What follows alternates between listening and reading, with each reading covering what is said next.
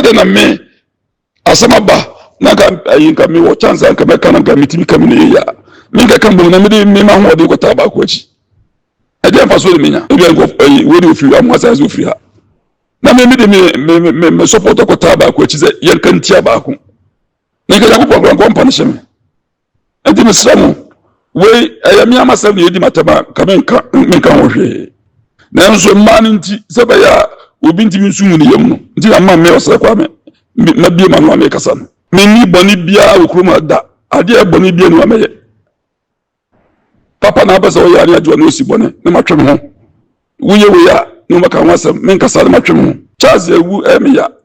ba me ntimi ko tai obi achi mfantie obi da because nya me ma me ba onya me hwe minimum di nya me promocho minimum hwe na me ntimi nya sa so da because Charles woni wa am say me de me nya ma no kade me ye bia ka be fi mako na ye amba mo an kasa ni wuo no ti me se Ghana fo me de ni pa boni ni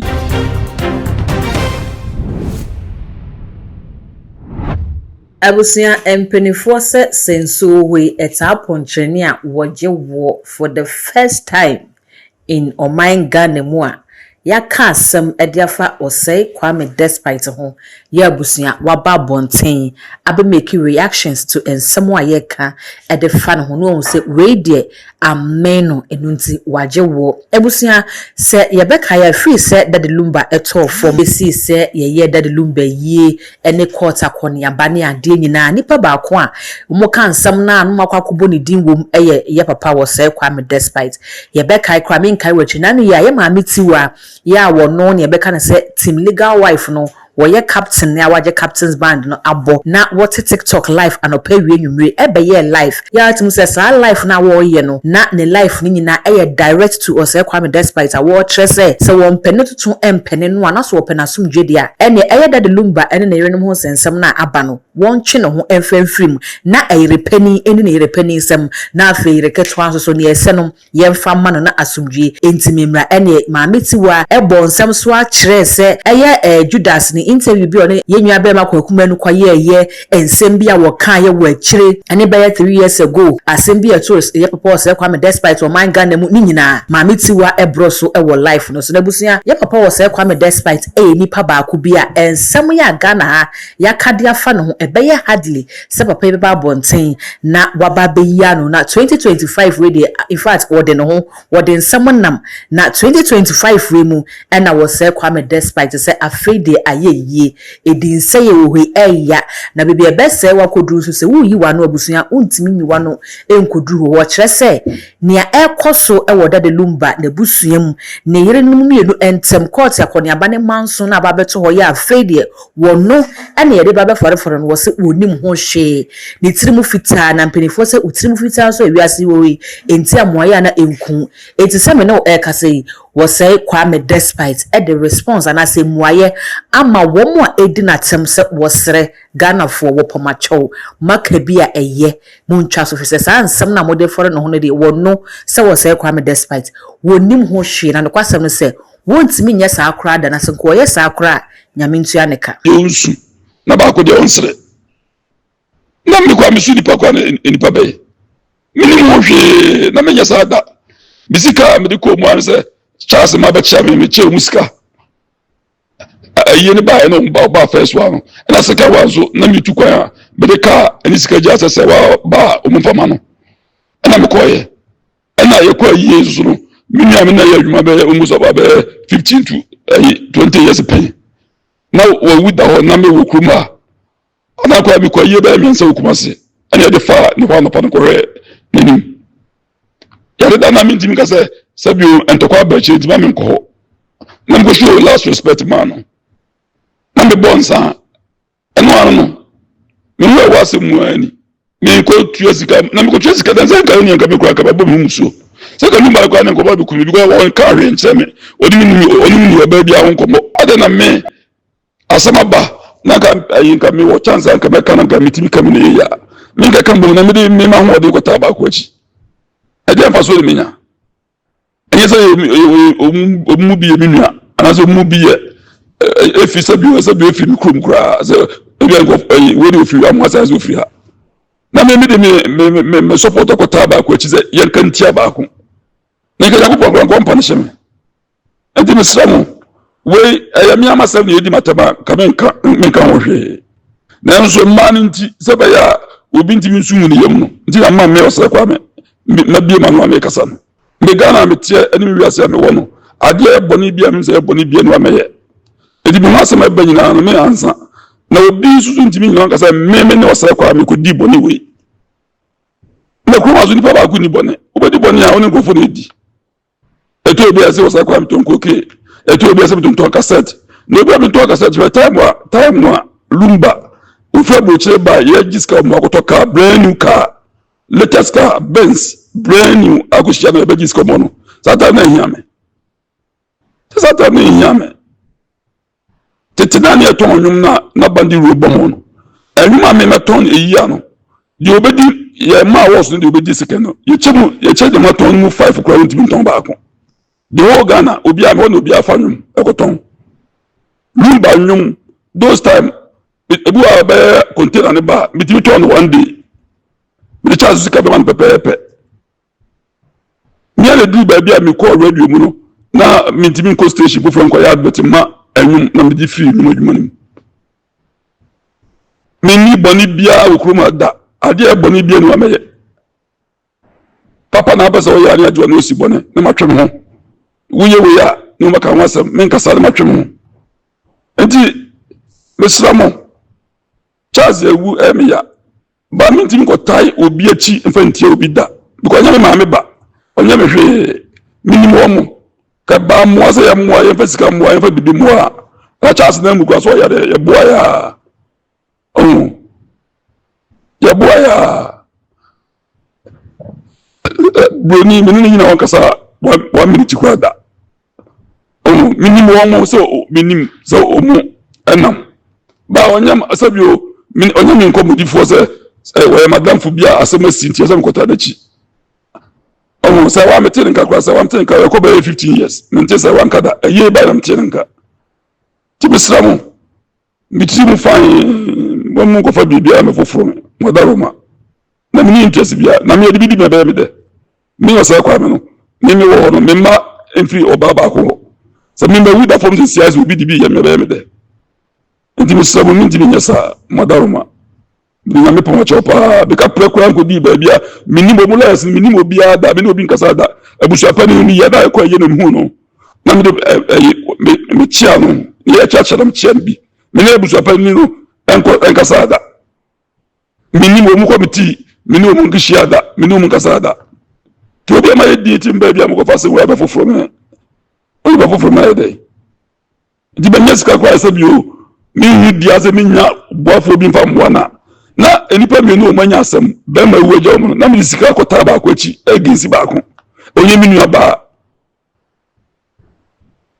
ndi misramu minti minyasa sanga bia na gamudi matabanga ha me but oba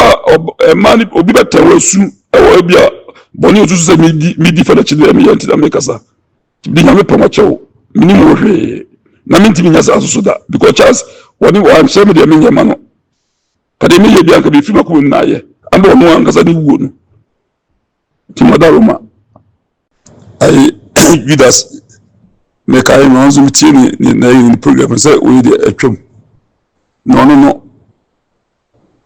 so oba bon trabe kasa wan kasa yinti mbasa wanda me kan an wasen bi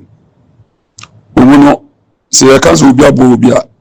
ngonu mu ngaka eso okai mu se ili peja umudino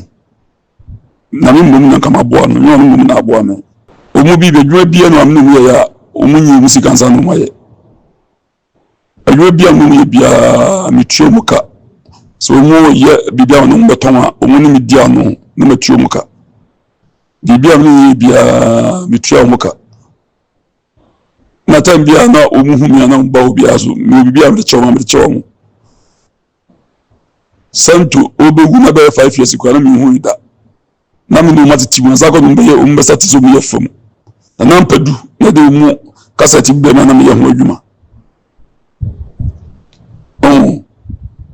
na mi mu record bi ma me di mu record ma me ko chi mu sa di ko ma obi the same story no ma record ma me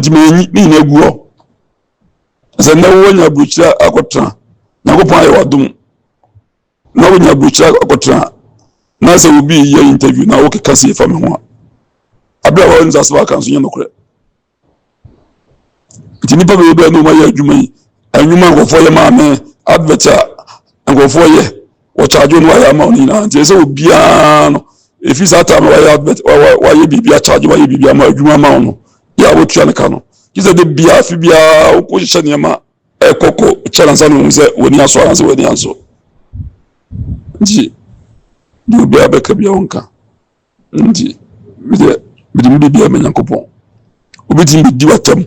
wonnim adeɛ a wɔka wonnim ho hwee bɛtumi tie me ho asɛm bi sɛ nti bi mu asɛm ne yɛkan anaasɛ ho asɛm ne yɛkan na ɛmɔ nwa ɛyi adwuma ɛnkyerɛ kɔ yɛ wokɔ a wopa obi a wɔ Ghana ha wɔntu ka nkɔyɛ salt factory wɔnkɔhwɛ ɛbɛyɛ 700 acres 700 acres wogyina hɔ a wohu akyire kuro nti mete kurom a pɔmpe mpunsuo ɛde yɛ nkyene wokɔ a ɛtɔ bi a wobɛkɔ nipa wɔ hɔ bɛboro bɛyɛ 600 ɔmutu nkyene nko a nti menyɛ sika ɛma wɔn ho kɔkɔhɔ ni gyefoɔ ka si wɔ lodu nkyene kɔ no nti menyɛ sika wokɔhɔ saa adwuma no esi hɔ na ɛne ne factory no esi hɔ na ɛsɛ menyɛ sika de bi tɔ kaa trɛ mu a anka yɛade bɔne ho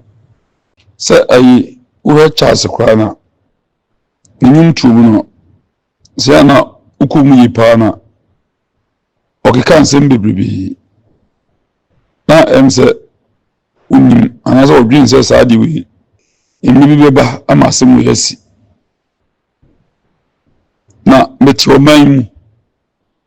ɛsɛ kɔ ama menyɛ obiara mefiri ayi Kumase matena kwada so mayɛ m'adwuma Nyankopɔn de ma bepie nkran mayɛ nnwuma bebrebe mabɛbie radio no nkurɔfoɔ tie na mete ɔman mu na sɛ ayifoɔ ayi ɔman no aba sɛ wɔn bɛ sɛ wɔn nya mogya esi hospitals no yɛ no ma shɔto mogya nti wɔ radio wɔ TV fa boa yɛn na yɛnya bi mesi mate ɛho ka nyinaa mɛfa sɛ mede me media ɛne ayi me space ayi kyɛ sɛ obi wɔ koraa na wɔn ba ebi wɔ kyɛ sɛ kaa bɛbɔ wɔn ho koraa no ɛnyɛ ka ketewa nti mede bɛboa na nsɛ yɛ mekae sɛ ayi sister bi a na mekɔyɛ recording wɔ London na mete ne nkyɛn ne ba abɛsra no wɔ Ghana na opie akɔtɔ adeɛ na ka abɔ no ne nan mabubu ɔda ayi 37 mmea na mekɔtɔ ne nkyɛn a obu kɔ operate no so mu hia mogya 2 ɛsɛ mogya 2 yɛ standby na omo suso mu nkɔfo nyinaa wɔ aburokyire na me yɛkɔ bia yɛnya bia me stress obu de ho faman na sa after we no a yɛbɛtwe bia mo mo anse yɛpɛ bia na twe bia mo mo na me yɛ kora ho nse me tio me sɛ Nyankopɔn adom media me kasa nipa bɛte na me mfa me media mmoa na nyinaa mogya anything can happen so wo bibi yare na ebusa saa de no pa na oni mogya anya pɛ ne hwe bi de nya na be hu pie ne wo ade a minimu ani o me nkɔ boa saa de kɛkɛ ɔsɛ kwa me be life ba dwuma me ye kyɛ me ho ma hwe de nyinaa na de we nipa ba ko pɛ abira no de sɛ ma dwuma nyinaa de sɛ me mani mo jam ne bibia sɛ me ye okoto sɛ de bi o ni ma de kro o mo ke kana mitie bi me nimba de kro fi me be si so deporto me ba Ghana na me ka ho bi me start Pentecost na me ko preach na de me gidi ko mu ye ntutu so dudu na me be gidi se wo de ma wo be nyamu nhyira fa be so me hwese me awade me hwie esro nhyira mu so me gidi nyina no ti me sense me start deportita me start se me kwa so de nyina me tua me tight me gidi am wo nyina no afede ya tanya de ze yes me na moja di me ko ye boso akora towa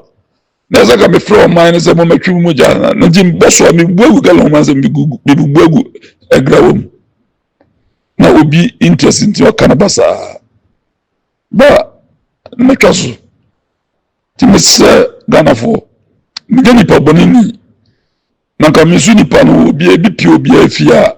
ngomu misu misram ade eboni bia no ametima ye minim se eboni pa na me ye tia me ho bi nyame pa ma chew pa mgeni pa bonini na minti mnyasa da ti misram Damasapa. Etabusia we ene emuaya ya papa wose Kwame Despite ede aba na Ghana fo bi eti audio yi wo mo kire se wutie papa no ne ne kra wode kasa na ho se ne ne no e shake na tumi se wadi ya opa a wasu wodem ewo ensemi ho na so ne nyina mu no wono ne side en wode aba amomo abonten so e ka wo mo side de entabusia aso nsebe papa de aba won ne ya adwene anase won no enya adwene ewo se obekasa ani bi kra kire se senka ne enim ne se ne nsem ba ye ka wo mekasa ntu sa asam na na no adai no tika we no kra nanka wo so wo bampo na obeyi ano ne Ghana fosu ye kakakakaka ye bejai nanka ye jai kana so rebusia waba aba be sign it message se won so obeja comment comment section ho diama me all the social media handles no too much gh subscribe like no wa share na fofo so enye bia hwe dark gold enemy din ebese